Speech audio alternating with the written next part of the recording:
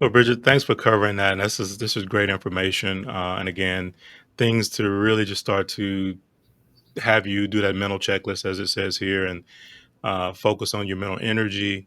Self awareness is the key, also, and start to open up that can and really see what's inside, so you can and then put the right things inside of that can too as you move forward. Bridget, before we go forward, I actually want to go back to a comment I think Allison made a little while ago, and I'm going to pull that up. I'm going to actually close this out real quick. I'm going to pull this because I think it's a very important one that we touch on. So I'll drop that in here. So she says, not so much about perfection or progress, it's procrastination due to stepping out of my comfort zone. So this is key because you are going to, if you sit here now and you say, all right, hey, yeah, that's me, or yeah, I got this problem, or I have this challenge, I need to start to work on it, then that brings about change. And change can be uncomfortable, right? So that's why I wanted to go back and revisit this one because we need to spend a few minutes, I think, talking about procrastination and definitely Mhm. talking about getting out of your comfort zone. So, It's, what do you? and so, what What do does you? that look like to procrastinate? Because some people go, "I'll do it tomorrow," and they don't think that's procrastination because, yeah, they plan to do it. They put it on their phone, right? They scratch it out of the planner on one day, and they put it on a Tuesday, and they put it on Wednesday. Well, the fact that I put it on Wednesday is not that I procrastinated. Well, yes, it Yeah, is. it is. Yes, it is. You did procrastinate. You Just had the because time you to do it assigned it to previously another day, and you push did procrastinate. That is procrastinate. not progress. That is not That progress. is, and so coming out of your comfort zone, moving out of your comfort zone is very difficult because we've just been accustomed, and then the pandemic didn't make it any better, right? So we've just been accustomed to doing it a certain way, and we don't know any other way to do it. And we've seen other ways, and you and I are talking about different ways.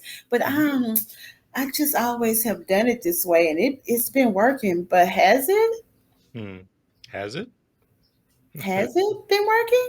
Okay. And so we have to have those hard conversations with ourselves and to identify the procrastination because sometimes we don't know what they are until we identify, okay, well, yeah, 2 years ago I said I was going to start that business, or 2 years ago I was going to start, that writing that play or directing that movie, or 2 years ago I was going to open up an art studio, or 2 years ago I was going to do these things. And some things are under our control, right? Some things are out of our control. Hmm. Some things we definitely can't do anything about. So look at your life and see what it has been, that point where you procrastinated, and what has been so hard for you to get out of in terms of your comfort zone. Yep. And it's is it what's driving it too? Is it fear? You know, that Absolutely. has you in that space.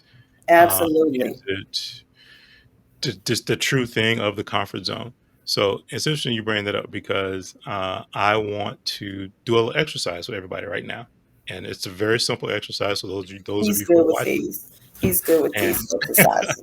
so all we're gonna do is just fold your arms, just like you normally do anytime you sit up and you fold your arms. All right, everybody there, fold them the opposite way, flip them, which is not your natural space. Doesn't it feel like what the? I mean, you Like can't I, even almost I can't even do it. Like do I it. don't. Right, I keep doing it the same way. I right. gotta go back. I gotta Right. go back to the way I did it to see how it That looks is your the comfort other zone. way. That is your comfort zone. That is one of the best, simplest examples I can That give is of you amazing. hold your arm and just by flipping them, it's like, all right, this feels all wrong. It doesn't feel right. I don't feel comfortable. I want to go back to the old way. You need to learn if you really want to change, you really want to grow. Not only do you need to get comfortable being in that other position that feels kind of odd because that's what forces you to grow and change and evolve, you need to actually get comfortable with seeking the opportunity to change and grow and evolve. So actually look to be in that place of discomfort. And I know that's a huge leap forward for a lot of us sometimes, but literally that's a great example of what I mean. Just flipping it. You're like, this feels totally weird. I don't like this at all. But Right. that is how you're going to grow, change, and evolve. That's exactly how I felt when I was doing it. That's a great activity, a great observation. Yeah, yeah. So yeah, And so so great, out. Yeah. I'll just say amen. It is true. So that's a great example of just being able to sit there and go, well, I don't like this. It just, it feels unnatural. It feels uncomfortable because you're used to crossing those arms in a certain way, right? And just by that simple change, put you into a place of discomfort. So, Bridget, that's why I wanted to go back and revisit Allison's comment. So I thought that was very important for Awesome. any of this, because for any of the things that we've talked about today is going to be a change in your process, whether it's mentally, emotionally, activity wise, making a list, all of it. And until you can get comfortable with that change, you're not going to be able to have the impact and have it make the difference it needs to make. So I want to go back and revisit that. Awesome. Awesome.